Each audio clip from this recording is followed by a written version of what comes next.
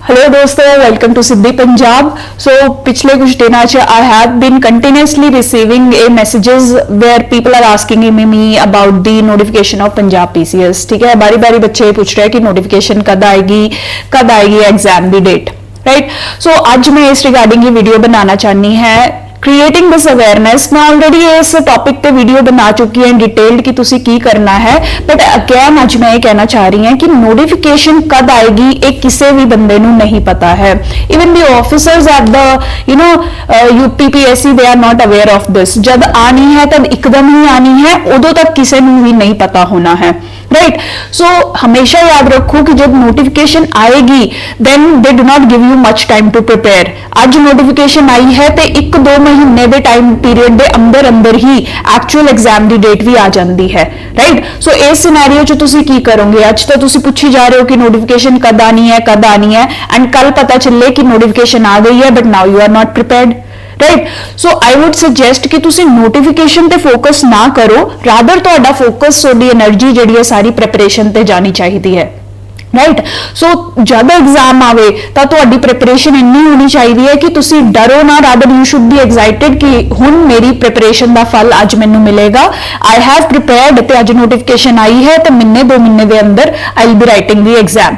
ठीक है, तुसी पास्ट रिकॉर्ड्स भी देख लो, कभी भी नोटिफिकेशन तो एग्जाम डेट च ज्यादा फर्क नहीं रहा है. इवन मेन्स का जो 2020 च मैंने मेन्स दिता सी, 21 च एक्चुअली मेन्स होया सीगा ओदा, तां सिर्फ 15 डेज का सानू टाइम मिलिया सी बिफोर नोइंग मेन्स. तो बाद इंटरव्यू ਲਈ भी बहुत शॉर्ट पीरियड का टाइम मिलिया सी. सो मेरी सजेशन ये है कि प्रिपरेशन ते ध्यान दिता जाए. तुसी 3 बेसिक स्टेप्स जेडे है फॉलो कर सकते हो to keep your preparation up to the mark, right. First step जेड़ा सबने करना है, सारे स्टूडेंट्स को मैं रिकमेंड करूंगी टू असेस योर परफॉर्मेंस और योर प्रिपरेशन. ठीक है, पहला ये एनालाइज करो कि तुहाडी प्रिपरेशन कित्थे पहुंच चुकी है. तुहाडे तो ज्यादा कोई नहीं जानता कि तुहाडा प्रिपरेशन लेवल क्या है, राइट. आइडेंटिफाई कि तुहाडा जीएस का सारा पहला सिलेबस सारा कंप्लीट है.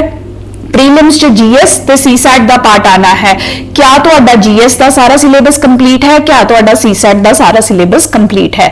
जीएस च अपने main subjects polity, history, geography, environment science, current affairs ते पंजाब दा पोर्शन, ये सारे तुहाडे बेसिक कॉन्सैप्ट्स क्लीयर होने चाहिए है. उस तो बाद सीसैट का तुहाडा क्वांट, रीजनिंग, इंग्लिश, पंजाबी भी आती है सीसैट के पेपर विच, वो भी तुहाडी तैयार होनी चाहिए है, राइट. हुण इस तो बाद सिर्फ इत्थे ही स्टॉप नहीं करना है. तुसी एक बार एग्जाम आएगा तो आए तो नहीं कि सिर्फ प्रीलिम्स ही कढ़ना, आपां सारे स्टेजेस ही आपां क्लीयर करने हैं ते प्रीलिम्स तो बाद मेन्स की तैयारी भी आपां पूरी रखनी है, राइट. मेन्स च भी यही सब्जेक्ट मेनली फॉलो होंदे ने. 1-2 एक्स्ट्रा सब्जेक्ट्स ने. फर्स्ट है पंजाबी लैंग्वेज का एग्जाम. अगर तुहाडा पंजाबी लैंग्वेज च हथ थोड़ा टाइट है, तुहाडी इन्नी फ्लुएंसी नहीं है, तो आई वुड रिकमेंड कि पंजाबी लैंग्वेज का न्यूज़पेपर एटलीस्ट पढ़ना शुरू करो, राइट. अगर तुसी पंजाब के एग्जाम्स ते फोकस कर रहे हो तो पंजाबी ते पंजाब की जीके तुहाडी अप टू मार्क होनी चाहिए है, राइट. तो पंजाबी का पेपर भी काफी डिफिकल्ट होंदा जा रहा है. अगर तुसी पिछले साल का ही siddhipunjab.com ते तुसी जाके देख सकते हो पेपर्स, पिछले साल का एग्जाम ही देखोगे तो काफी डिफिकल्ट पेपर आया सी. लेमैन की तरह तुसी हुण जाके एग्जाम नहीं दे सकते, तो इसीलिए पंजाबी की प्रिपरेशन करो. सैकेंड कंपोनेंट है स्टैटिस्टिक्स, जिहड़ा अलग पार्ट है. अगर तुसी यूपीएससी की तैयारी कर रहे हो उस स्टैटिस्टिक्स नहीं आता, बट इस ऑलमोस्ट 60 तो 70 नंबर का स्टैटिस्टिक्स का पोर्शन पूछा जाता है GS3 के पेपर विच, राइट. बाकी GS1 GS2 सेम ने. GS4 विच प्रॉब्लम सॉल्विंग का पार्ट एक पूछा जाता है. ऑल्दो यूपीएससी की अगर तैयारी कर रहे हो तो उस एथिक्स का पार्ट है, केस स्टडीज का पार्ट है, बट ये मेन पार्ट्स ने जिहड़े बच्चों के अनप्रिपेयर्ड रहंदे ने. उस तो बाद गवर्नेंस सैक्शन जिहड़ा असीं छड्ड के बैठे हुन्ने हैं GS2 विच. GS2 च इंटरनेशनल रिलेशंस असीं छड्ड के बैठे हुन्ने हैं, जबकि ये सारे पोर्शन चो ऑलमोस्ट 100-150 नंबर का पेपर आंदा ही आंदा है हर साल, राइट.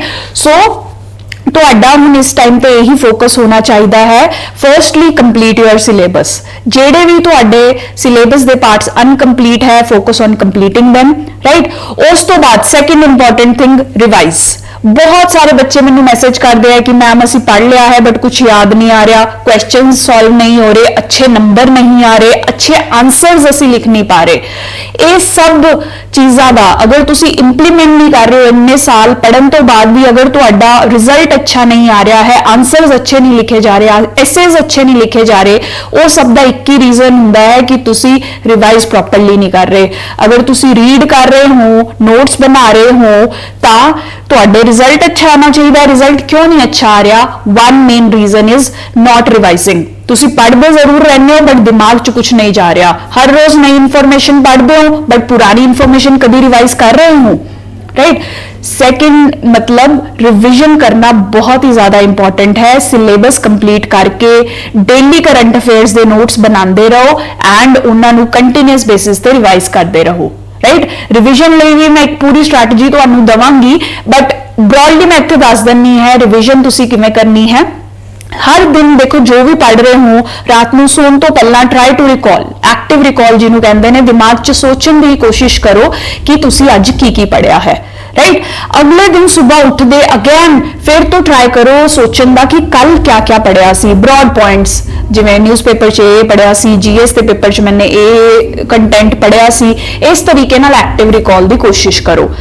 ते उस तो बाद जब पढ़न बैठते हो तब भी नैक्सट टॉपिक करन तो पहला जिहड़ा कल टॉपिक पढ़िया सी उहनूं रिवाइज करन की कोशिश करो कि कल मैंने क्या क्या पढ़िया सी, राइट। दिस इज हाउ जो कंटिन्यूअसली रिवाइज करते रहोगे फिर वीकेंड पे सारे वीक का सिलेबस रिवाइज करोगे तब जाके दिमाग च कंसोलिडेट होंदा है, right. This is not easy, I agree with you. बहुत सारे बच्चे सोच रहे होंगे लै जी इन्ना कौन करेगा बारी बारी रिवाइज।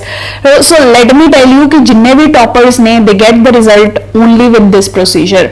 ये एग्जाम सौखा नहीं है, ओनली 100-150 बच्चों को सीट मिलनी है, एक्चुअल रिजल्ट आना है। तो तुहानू की लगता वो किवें आंदा है? जेड़े लोग एक्चुअली बैठ के रीड करते हैं, डेली नोट्स बनाते हैं, फिर उन्होंने कंटिन्यूअसली रिवाइज करते हैं डेली वीकली मंथली बेसिस पे, those are the people who actually get the results, ठीक है। सो यही एक कारण है जो तुहानू रोक रहा है पेपर क्लीयर करन तो। If you are not reading firstly newspaper होया, जीएस सब्जेक्ट होया, सीसैट होया, if you are leaving any part not doing it then you won't clear the exam. Secondly तुसी ये सब पढ़ रहे हो, नोट्स ही नहीं बना रहे, हर रोज न्यूज़पेपर पढ़ते हो and you do not have any notes. साल दे तुसी न्यूज़पेपर पढ़ रहे हो, अज तुहानू की पता है कि तुसी पिछले साल क्या पढ़िया सी, right. So notes, short notes बनाना जरूरी हुंदा है ताकि आपां जिहड़ा कुछ पढ़ रहे हैं उन्होंने रिवाइज करके रिटेन कर सकीए दिमाग दे विच, ठीक है। तो इसलिए जो पढ़ रहे हो ओदे शॉर्ट नोट्स बनाने की कोशिश करो, आपदे शब्दां विच लिख के उन्होंने नोट्स बनाने की कोशिश करो, देन उस तो बाद उन्होंने कंटिन्यूअसली रिवाइज करते रहो, राइट। सो ये आप स्टेप्स फॉलो करने हैं। Assess your performance, assess your preparation level, prelims mains हर पर्सपेक्टिव तो न्यूज़पेपर डेली पढ़ो। सेकंड रिवाइज रिवाइज रिवाइज, ठीक है। किसी भी बंदे नू एक बार पढ़े तो याद नहीं हुंदा, इंटेलिजेंट तो इंटेलिजेंट बंदा होवे, कोई भी होवे, रिवाइज नहीं हुंदा, right. So you have to continuously revise after certain period of time. Spaced repetition करना बहुत जरूरी है, right.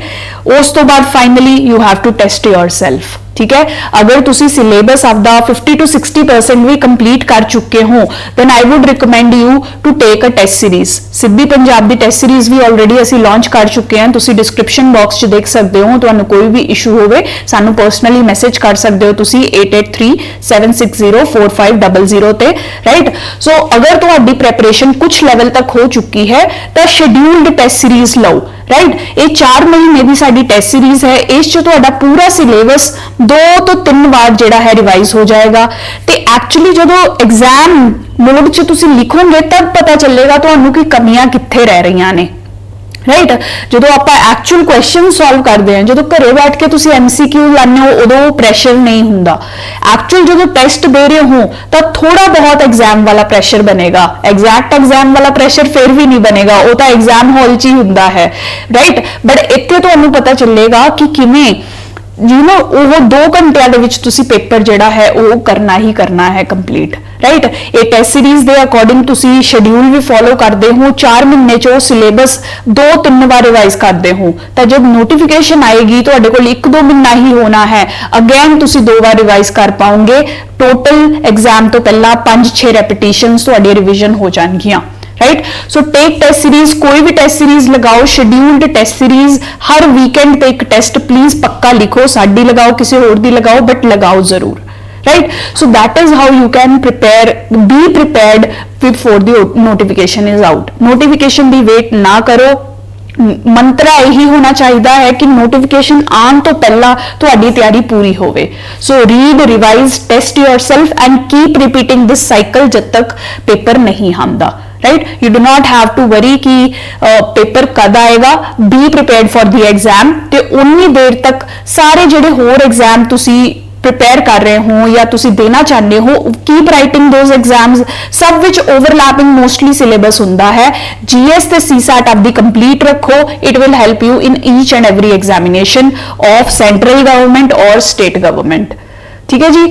So focus on syllabus, right, completion, revisions, repeated revisions and test yourself, right? Or कोई भी doubt हो, you can message me, you can contact with me, I'll help you get through the examination, right? That is all for this video. Thank you so much for watching.